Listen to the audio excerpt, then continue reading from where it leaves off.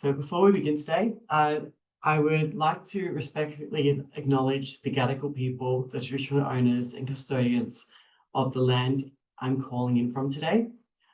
I also acknowledge the traditional owners and custodians of the lands each of you are joining us from today.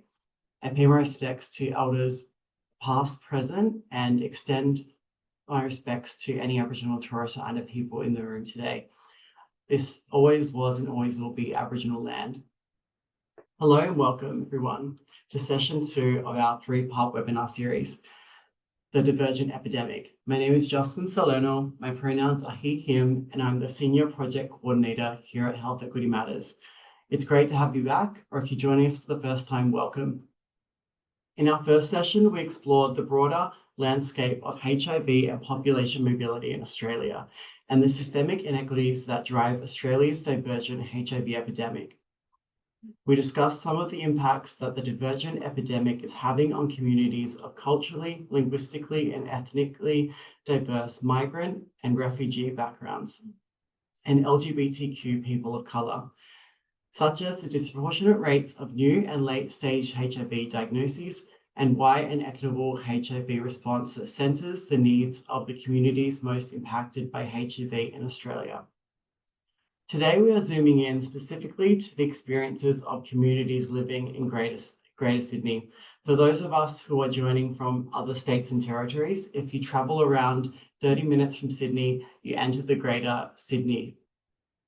Greater Sydney has a rich history and is the home of many communities from around the world, where culture is rich. Whilst community is incredibly strong within Greater Sydney, community faces many challenges to experiencing good health, particularly when we look at HIV. Today's session is about the lived experience, local realities, and frontline community work that is occurring within Greater Sydney, and most importantly, the lessons that this incredible work has taught, that if applied nationally could help each of us make a significant change to the HIV epidemic in Australia. We'll hear directly from people working within multicultural communities and talk about what needs to change, not just in systems and services, but also in the ways we think, listen, and act. We'll cover the impact of health inequity, the need for community-led approaches, and what it really looks like to support culturally and radically marginalised communities in the HIV response. A quick reminder that today's session is being recorded and will be available on the Health Equity Matters website after the event. Today's session will be interactive. To support this, we have converted the session into a meeting rather than a webinar. We have a lot of people on the call today, so please be sure to mute yourself when not engaging with our session. And if you would like to contribute, please use the raise your hand feature. And if you'd like to ask the question directly, let us know in the chat and we'll pass you the virtual mic. We're incredibly lucky to be joined today by the amazing lineup of speakers who are working on the ground within communities across Greater Sydney. Please join me in welcoming Jenny Nguyen, Team Leader at ACON, Tran, Community Health Promotion Officer at ACON, and Jade, Outreach Social Worker at Liverpool Hospital. Over to you, Jenny. I'll just share screen. Give me 1 second.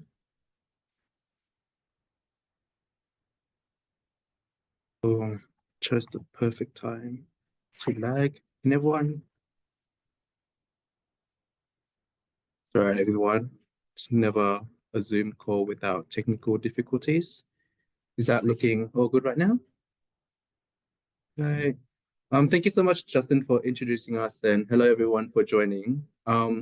Before I begin as well, I'd also like to respectfully acknowledge the traditional owners and custodians of the lands on which we're all calling from today. For us at ACON, that's the Gadigal people, and for Jade, that's the Darug people. I'd like to pay my respects to the elders past and present, and I would like to extend my respect to any Aboriginal and Torres Strait Islander people who are present today. And I also acknowledge that the sovereignty of this land was never ceded, and it always was and always will be Aboriginal land. As Justin said, today's presentation will be on the HIV epidemic and working with multicultural communities in Greater Western Sydney. So although this is grounding on the experiences in Greater Western Sydney, the learnings can definitely be applied nationally to all multicultural work. My name is Thuy, and today I'll be joined by Jenny and Jade, Jenny and I are joining from ACON, and Jade is joining from Liverpool Hospital. But for your convenience, today's presentation will be broken down into three parts. The first part will be talking about what is happening in Greater Western Sydney, so providing you with the context and the lived experiences of multicultural communities in Greater Western Sydney. The second part will be about why these gaps exist, so reflecting on the drivers of HIV inequity, particularly from our sector. And the third part will then talk about how to address this issue with case studies and successful initiatives targeting multicultural communities. So before all of that, we're going to start with a little interactive activity, just to get things rolling. This will be open to everyone to get involved, so please don't be shy. You can unmute yourself and throw suggestions at us anytime. So in this scenario, Thuy is the project's lead from an NGO that has received grant funding to build a women's health centre in Town A. Women in Town A have been reported to have lower rates of physical and mental health compared to the national standard. I'm here as a facilitator and am bringing you, the audience, in as consultants and advisors for this project in discussion with Thuy. So thank you everyone for coming and allowing us to consult with you guys today. In thinking about this project, what are some of the things we could brainstorm for the design to ensure that it is effective and addresses the health needs of women in Town A? Any suggestions? Anything you might think of that might make it a success? Please feel free to unmute yourself.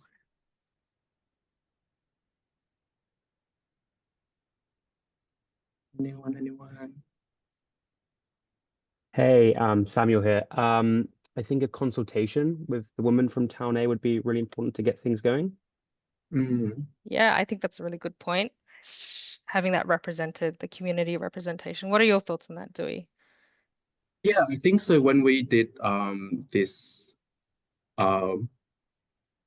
opening of the health center, consultation did occur with internal staff within the NGO who have worked with women before. Due to timing and funding restraints, we weren't able to reach communities for the consultation, but I'm not sure if that's necessarily needed for this health center specifically. But yeah, thank you for that.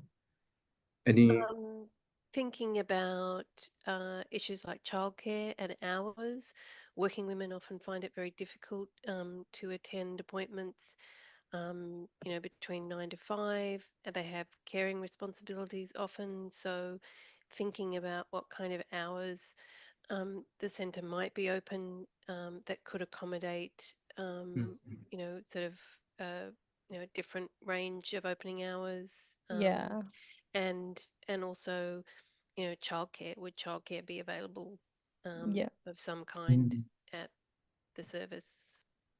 That's a really good point as well, Siobhan, around extended hours and really accounting for the different lifestyles different women can have. Is that something that's been considered as part of the design plan, Thuy? I think that's a good idea and something that we can definitely think about depending on funding and uptake. I think initially it'd probably be open the usual 9 to 5, like I think that's stock standards. And yeah, if there's a case for it, I think childcare potentially, I think it's getting outside of the scope of a women's health center specifically if we're talking about servicing women. Like I don't know if having a childcare center there fits into the scope, particularly with the funding. But yeah, More thank you just for the more just suggestion. more just childcare, as in if a woman is attending an appointment and having to look after her own child for half an hour while she's also attending an appointment. So not a childcare facility, all day Right. childcare facility, but some capacity for someone to, look after children. Yeah. Yeah, right. Bianca, you I had your hand up? Oh, sorry, Jenny, please go. No, sorry. I was just going to say that sounds quite reasonable, Siobhan. It sounds like something maybe to take back to the drawing board, Thuy. Right. Mm. I can see Yeah. some mentions in the comment about female representation in the health workers as well. So the Mm. staffing at the center. Yeah, I think it's always our aim to be inclusive of hiring women and even non-binary staff. I think this time around, however, there was quite limited interest. but we've definitely hired male staff with very relevant qualifications to ensure the center is appropriate for the needs of women.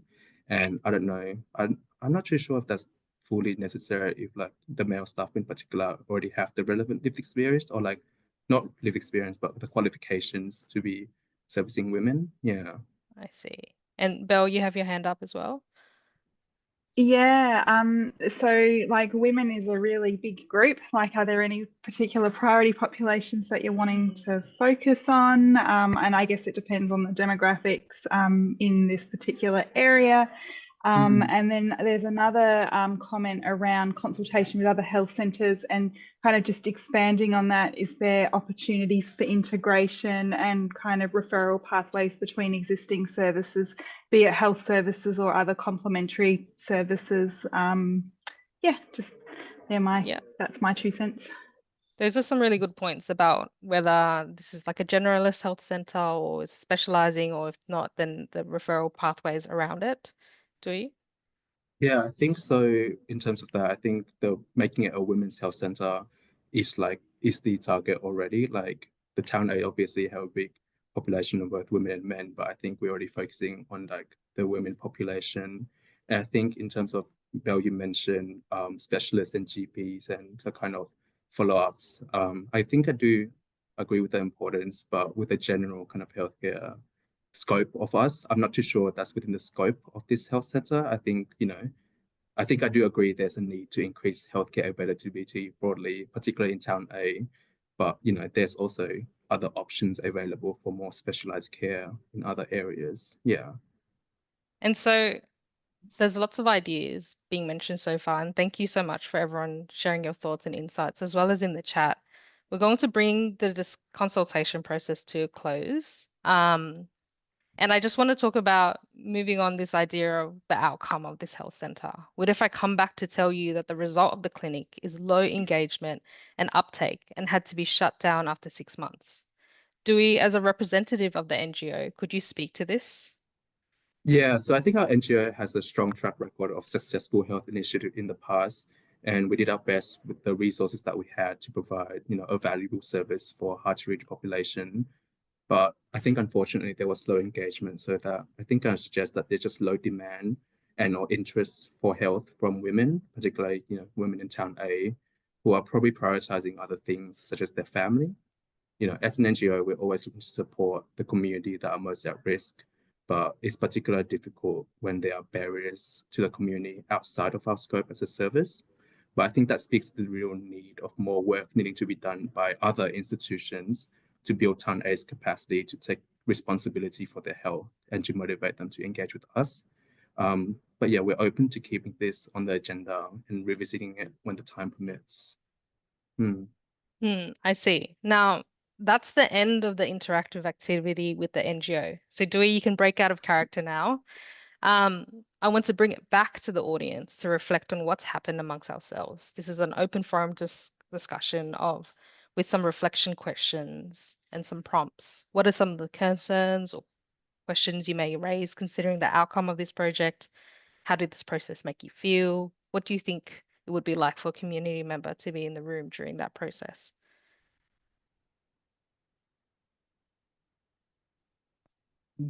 I can see you someone. say familiar? Yep. Would you like to elaborate? A can't do attitude, Melissa, yeah? Any of you want to elaborate a bit more? Disappointing?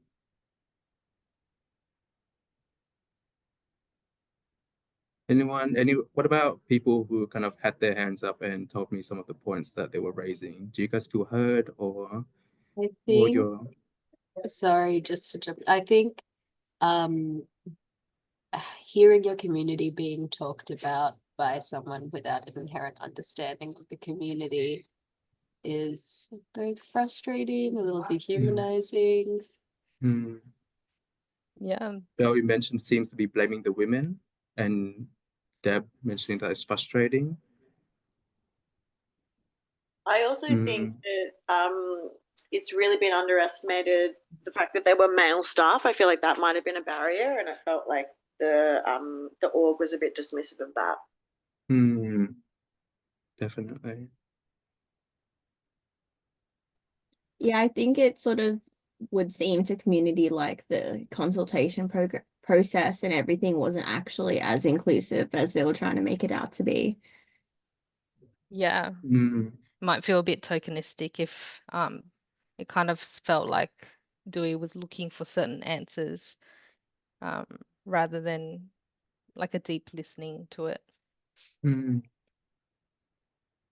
I can see some other comments about frustration, about women not feeling like they were taken into consideration and lacking nuance. And so I agree. I think this process is quite frustrating to go through all of this. And this was just like a 5-minute snapshot of consultation as well, and be so unsuccessful in providing care for women in need. And the counter arguments you've heard today in this activity, they're from a male NGO spokesperson and have been used against women. But we hear very similar things when it comes to working with multicultural communities in Greater Western Sydney, especially from workers who are not multicultural or have lived experience themselves. If you're feeling uncomfortable, if you're feeling frustrated, I want you to hold on to your sense of injustice and think of this as an invitation to do better as we move on to the first part of our presentation on working with multicultural communities. Thank you so much, Jenny. But yes, let's rewind a bit and talk about today's topic, which is around the HIV epidemic in Greater Western Sydney. But before I jump into it, I just want to contextualize a bit, especially to a national audience, a bit more information about Greater Western Sydney. So Greater Western Sydney is a region that covers more than 8,900 square kilometers and is home to over 2.6 million people. So almost half of Sydney's total population. It's a very vast and significant areas of Sydney, but it's still very much a metropolitan area, so not a regional area, with the closest Western Sydney suburb to the inner city being around 13 kilometers away. So when we're talking about what's happening today in a bit, I was like us to keep in mind that this is happening in an area that's just outside of the inner city. But yes, so why are we talking about Greater Western Sydney in relation to multicultural work? So Greater Western Sydney is the most multicultural place in Australia, and this is reflected by the stats you see on screen here, comparing the demographics data of Australia versus Greater Western Sydney. So the proportion of people being born overseas or speaking a language other than English at home, or having at least one parent being born overseas are significantly higher in Greater Western Sydney compared to the Australian average. So Greater Western Sydney work is multicultural work, and you can't really separate the two. Unfortunately, Greater Western Sydney is also the place that is most impacted by the divergent HIV epidemic within New South Wales. As you can see here with the 2024 HIV notification data, overseas-born communities make up a very high proportion of both MSM and heterosexual diagnoses in Greater Western Sydney. And when we factor in the fact that HIV notification data doesn't capture the cultural background of Australian-born diagnoses, the number of multicultural communities being diagnosed is much likely higher. But the discrepancy is particularly evident when we compare the HIV notification decline in the past decade. As you see in the bottom graph here, we're not seeing the same decline in Greater Western Sydney compared to the gay postcodes. And even the Australian-born Greater Western Sydney diagnoses are seeing a lower decrease compared to overseas-born people in the gay postcodes, which really speaks to the divergence in the area. But perhaps the most evident of the divergent epidemic in Greater Western Sydney is the number of deaths that we're seeing in the area. So in 2023 to 2024, there were 11 deaths in Southwest Sydney, including both AIDS-related deaths and deaths due to comorbidities. And on top of that, a very high proportion of patients in Southwest Sydney have advanced HIV, which includes both new diagnoses and long-term survivors. But this is only Southwest Sydney data that we have on screen here, which is one area of Greater Western Sydney. But this trend isn't unique to just Southwest Sydney, but also seen in other areas of Greater Western Sydney. But as you can see, the experience of multicultural communities on the ground are particularly dire, but this data is only one aspect of the story. I'll now pass it on to Jade to speak about some of the experiences of multicultural people living with HIV in Greater Western Sydney that she sees through her own work. Yes, I mute myself. Thank you, Yuri. I guess to highlight some of the challenges for people living with HIV from multicultural communities and Greater Western Sydney, I want to briefly go through some case studies that draw on my patients' lived experience. So my first case study is of a 43 years old Vietnamese cisgendered man with limited English. He migrated to Australia with his sister and have lived in this culturally rich area of Southwest Sydney for the past 15 years, working and connecting closely with others from his community. He identifies as a gay man and prior to his HIV diagnosis was actively involved with the local Vietnamese gay community. However, everything changed after he was diagnosed. His only family in Australia, his sister, reacted negatively to this news. She blamed his HIV on his sexual identity, and their relationship deteriorated significantly. She stopped eating meals with him, built a physical wall inside their shared home to separate herself from him, and even forbade him from interacting with his grandchildren out of fear that he might pass something on. These experiences deeply affected my patient's mental health. He developed severe anxiety and depression, which led him to lose his job and withdrew completely from both family and social connections. For my second case study, it's a 17 years old Vietnamese bisexual trans woman. She was diagnosed with HIV after disclosing to the GP that she had a long-term relationship with an older male partner. She delayed care post-diagnosis, and even once she engaged, she inconsistently engaged, often disappearing 1 to 2 years at a time, returning out of fear of dying. When she was last engaged this year, her mental health deteriorated significantly. She was hospitalized for a significant long period of time and is currently under supervised care. For her, she lacked family support, having faced abuse from her father for being trans. She had no accessible gender-affirming care in southwestern Sydney, and furthermore, her healthcare experience was marked by frequent misgendering and dead naming, worsening her engagement with the healthcare system. The two case studies are not uncommon experience, and here are some quotes I've heard over the last 10 years working in this role as a social worker in southwestern Sydney that highlights the very real challenges experienced by the community I work with. Yeah, and Jade, I just wanted to jump in and say, like, I was so shocked when I read the first quote, like, about them burning his clothes. Like, yeah, I couldn't even imagine that.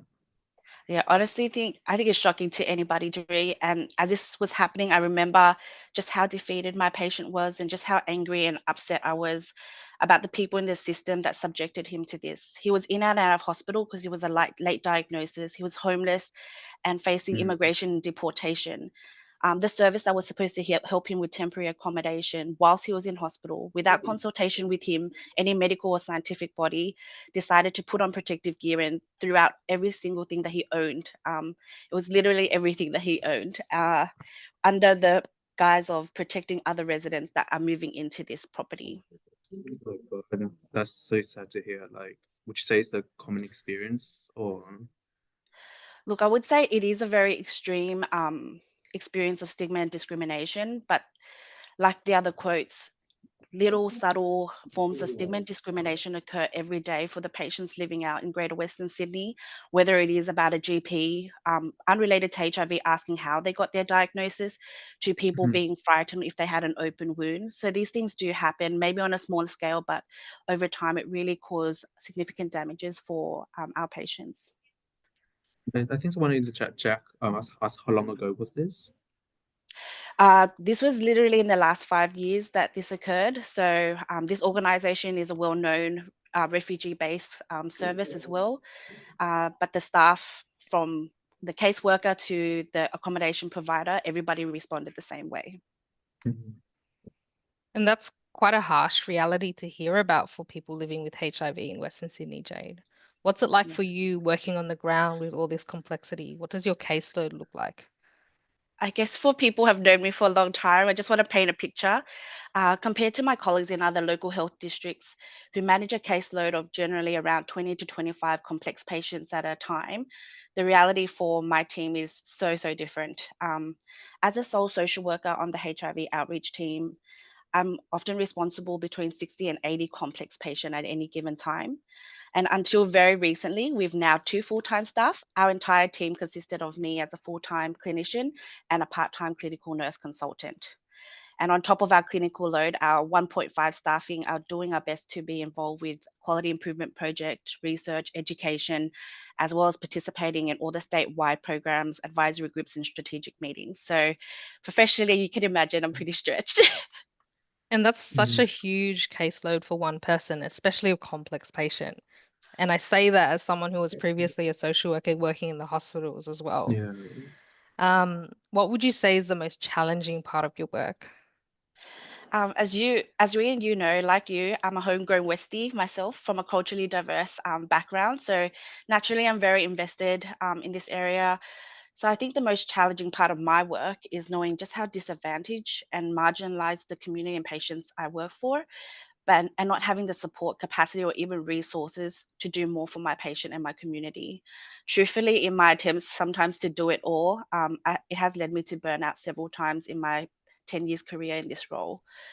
Also, I have to admit the systemic failures I've witnessed have really started to erode my trust in the system. And there are times I do hesitate referring patients on to other services for fear of them being misunderstood, re-traumatized, or even simply turned away. But yeah, I do still hold hope. My team remains very driven. And over the past few years, we've connected with incredible allies who really reignited our passion to keep pushing forward. Thank you for sharing, Jade. Yeah. Welcome. And so now you've heard a bit about the data as well as the real frontline experience of Greater Western Sydney. Opening it up back to the audience, do we have any ideas on why we feel these gaps for multicultural communities exist? Feel free to unmute yourself or chuck it in the chat.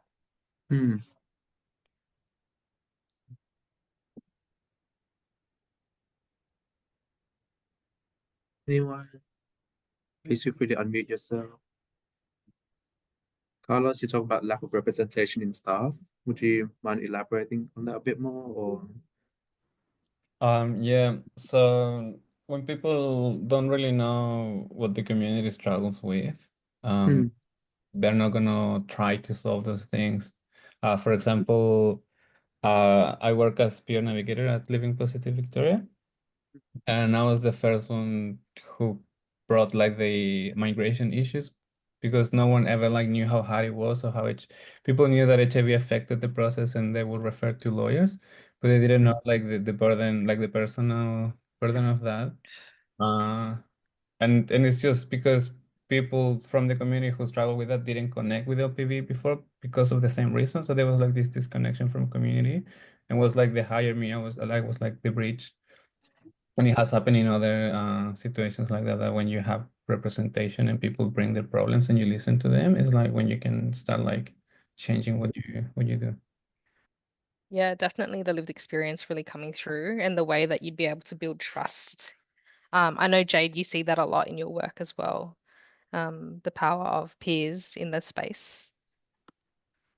Absolutely. Like I have so many experience just with regards to Plus Connect coming out here and the power of peer navigation, and so many, I guess, community events that are popping up now that's really brought the community and strengthened the voice of the community. Yeah. We have other people commenting as well, feeling uncomfortable about broaching topics with communities because of more reserved of religious reasons, staff not being aware of cultural differences, lack of education, and not making things accessible with interpreters availability. Em, you have your hand up. Yes, sorry, it's just easier for me to talk. But to add on to what Carlos was saying, I'm also in the same role with Living Positive Victoria. I think one of the things I've noticed from someone who's been working in the HIV sector for 12 years now is that the biggest difference of just having management positions to meaningfully engage with their staff, particularly people who work in the front line. Because I have worked in organizations where hiring a person of color is more of like a tokenistic, oh, look at we're like a diverse work kind of culture, to moving into now here I work for an organization where they're genuinely listening to us and allowing us to create programs like Carlos was saying, addressing issues that the community actually needs. and not seeing it as more of a burden or a cost or all these things. So I think meaningful engagement and trust really for us, for people like us, is so integral. That's I really think, important. Thank you for sharing. Sorry, Thuy. yeah, no, I was just saying, I think Valerie is bringing up the similar point of like often communities don't engage with the system because the system has continuously failed them. So I think, yeah, Yeah. just wanted to bring that out there. Jack mentioning difficulty engaging with English as your first language. Gary, an update of practical skills. And Belle, you mentioning accessible health information and diversion of resources to like underinvestment in this space. Yeah. And some Amazing. positive comments for Jade as well, which is nice. Yeah. So we've heard the deficit narrative come into play earlier in both the interactive activity as well as the case studies shared, which is when multicultural communities are primarily viewed through a lens of what they lack, which places the burden of responsibility, the blame, on individuals and communities rather than examining broader systemic factors, such as the colonial context of racism and whiteness that systems have been created and operate in. It also sees individuals as problems to be fixed rather than as active partners in health. Some of the comments earlier just touched on like the importance of peer navigation, those sorts of things, and fails to recognize the strengths, resilience, and cultural knowledge and assets these communities offer. So I instead encourage us as a sector to flip the script in reimagining our work. Historically, Australia has been world leaders in the HIV response since the AIDS epidemic in the 1980s. The key to this success is a peer-led approach. The lived experience of those most affected, gay, bi, queer men, sex workers, and injecting drug users, were at the forefront of the innovative, effective HIV response. The sector shared power and responsibility with marginalized communities to allow the work to be grounded in a reality that actually resonated. It was controversial at the time, but now makes a lot of sense. And the outcomes speak for themselves, as we saw early in the successful decline of new HIV diagnoses in the gay postcodes. Yet, as a sector, the peer-led response is not happening at the scale it needs to be happening for multicultural communities.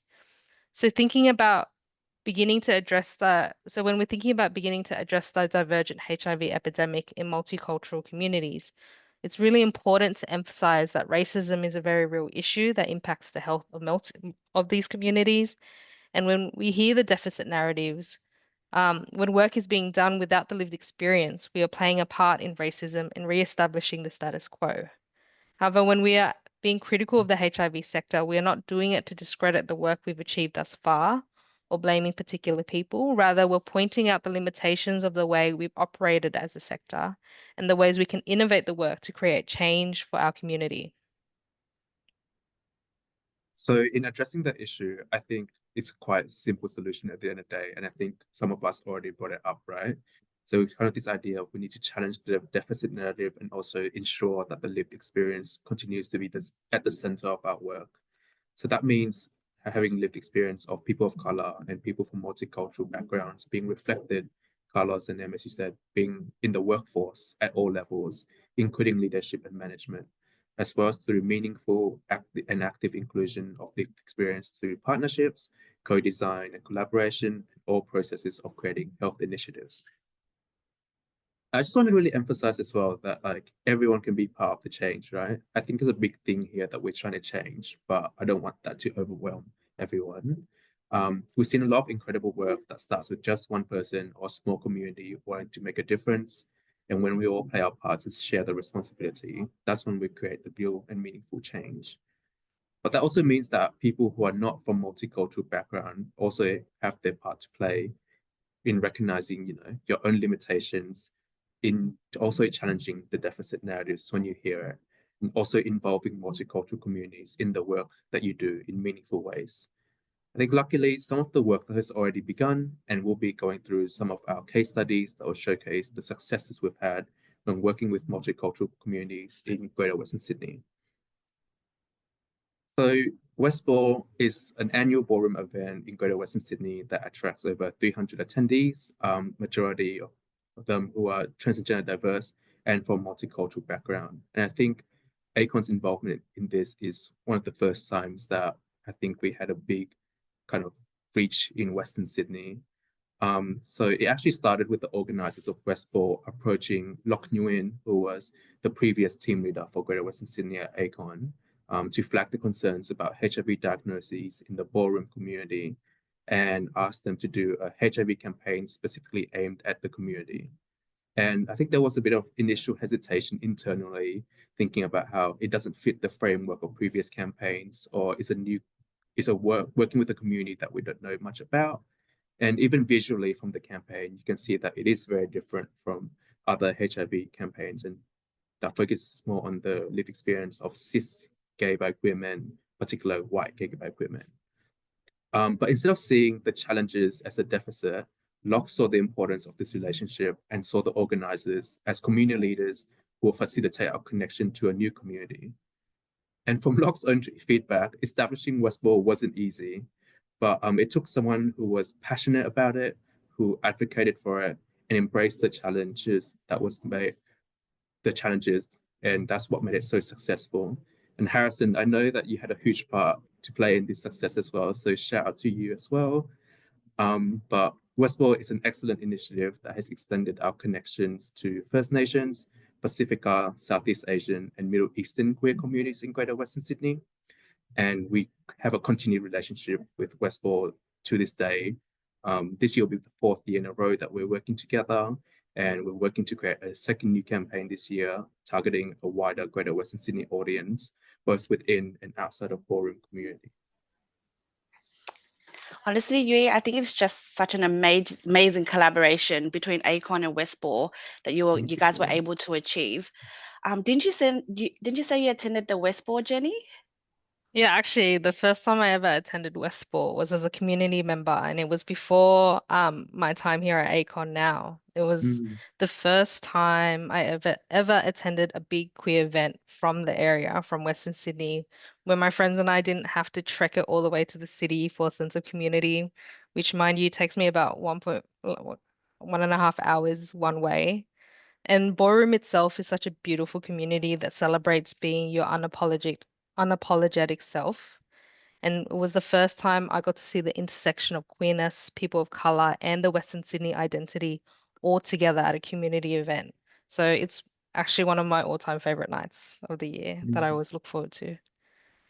And another example actually of a case study we've done is Start Making Sense Middle Eastern Men, which is a workshop about navigating culture and queer identity for gay, bi, queer Middle Eastern men. Similar to Westport, we were approached by a community with a need to address social isolation of Middle Eastern guys who were struggling with their identity.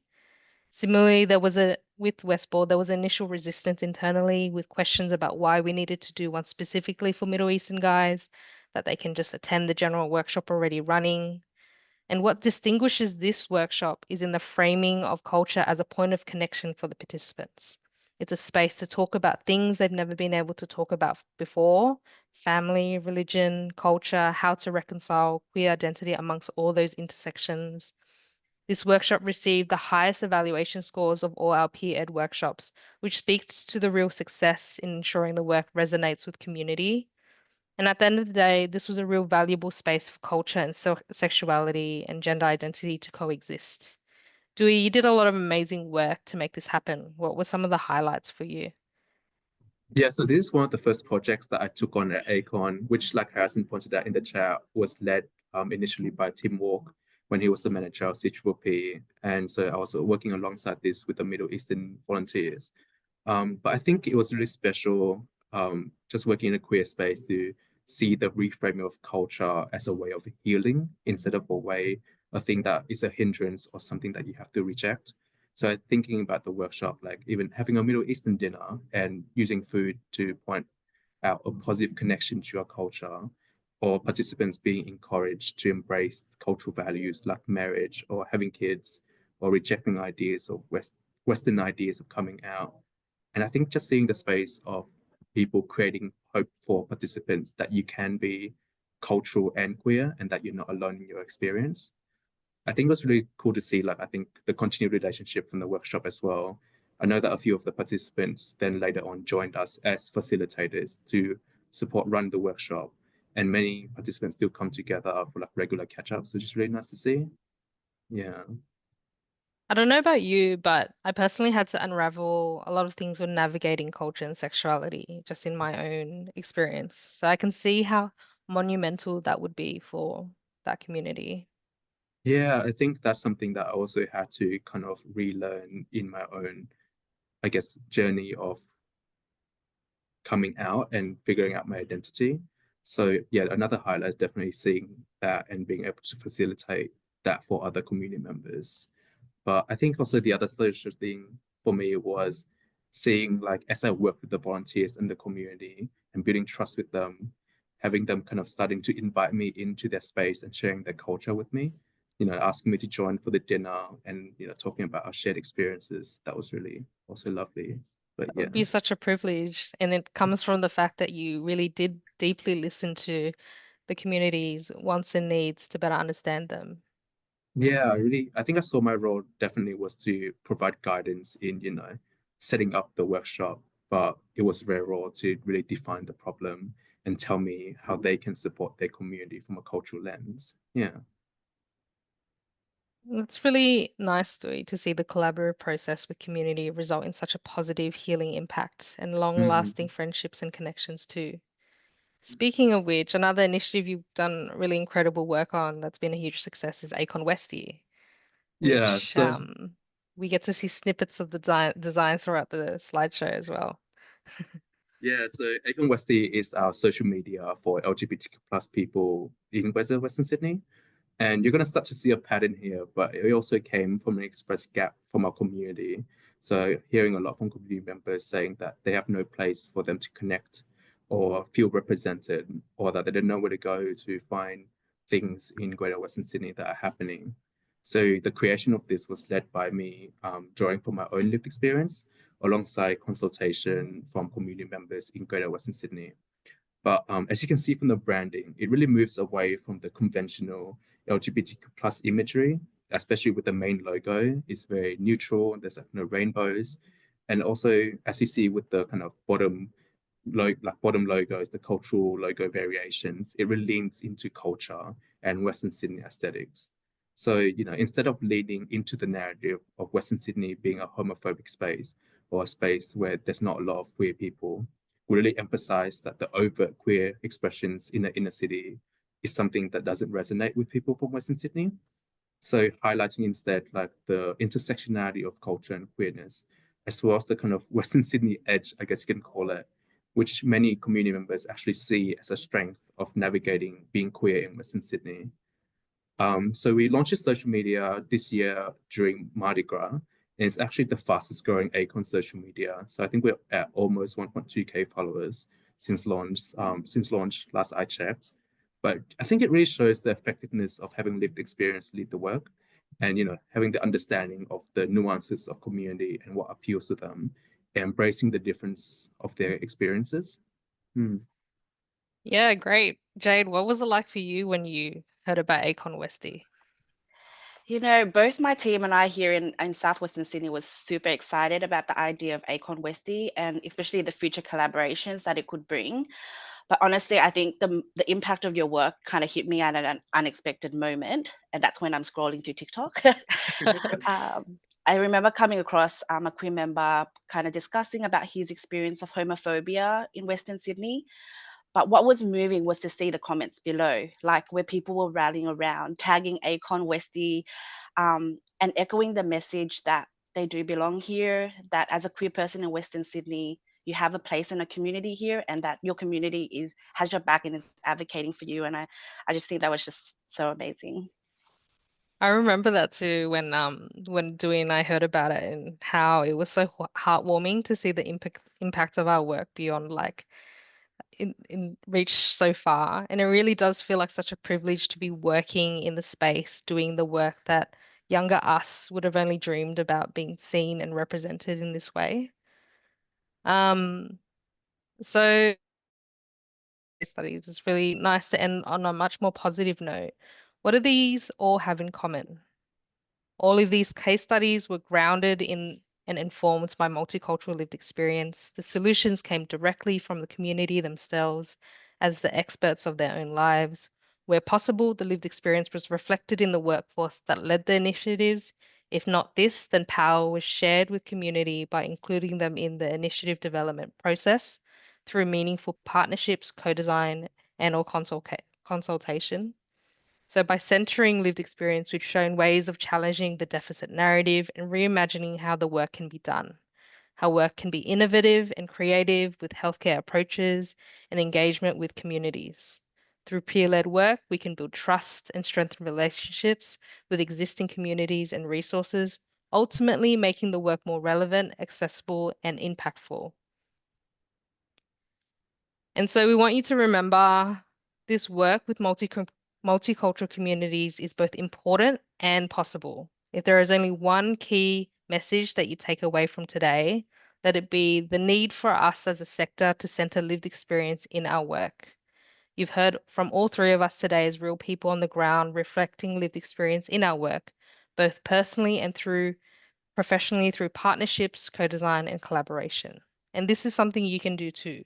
By centering the lived experience in your work with multicultural communities, that's going to be what makes a meaningful, lasting changes for the better.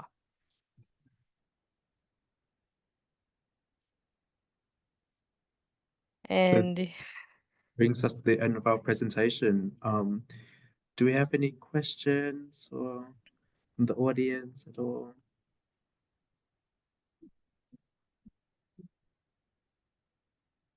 Justin, I think you wanted to mention something about evals as well, but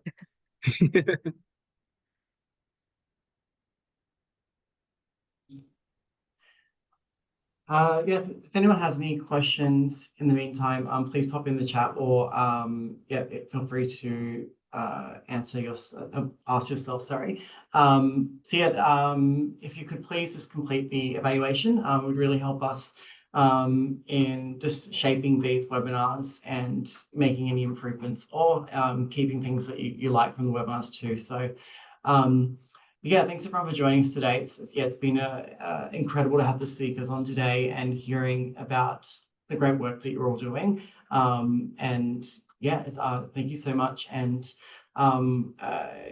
to flag with everyone, we have our final session in our Divergent Epidemic webinar series.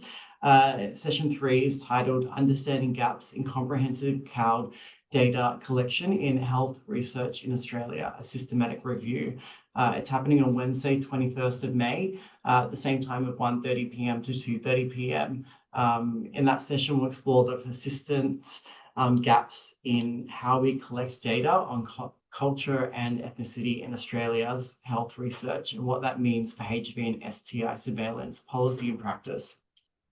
We're excited to be joined by Eleanor Ruka from the Kirby Institute, who will guide us through the findings and offer actionable recommendations for improving how we capture and use data that truly reflects the diversity of our communities.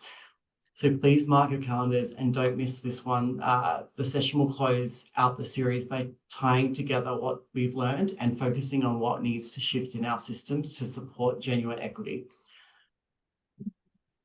Until then, take care and just double checking if there's any questions as well. We've got some time. So if there was an interesting question in the chat from Yvonne talking about, well, please read it. I'm not going to do it justice, but I thought that could be a good talking point. Yes, so let me have a look. So Yvonne said it would be really interesting to think about how the framing of ACON as metropolitan resonates / doesn't in the regions. Do we need more regional branding in a similar way that ACON Westie works?